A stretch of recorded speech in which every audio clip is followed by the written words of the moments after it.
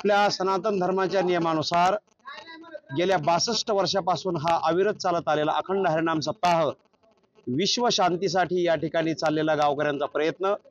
पंचक्रोशीतील लोक आहेत, मुख्य प्राण ज्याला म्हणतो आपण ते हनुमंतराया, या ठिकाणी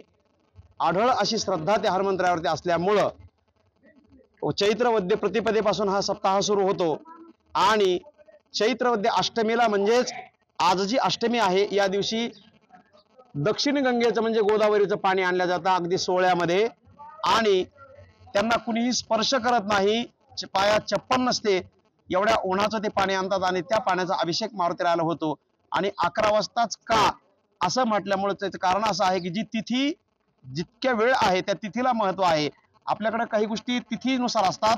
आणि काही गोष्टी मुहूर्त जे आहेत हे तिथी परंपरेनुसार असल्यामुळं या ठिकाणी हे अशा प्रकारचा सप्ताहामध्ये कार्यक्रम पार पाडला जातो. मी दीपक पांडुरंग कुलकर्णी या गावाचा ग्रामजोशी या हनुमंतरायाचा पुजारी आहे.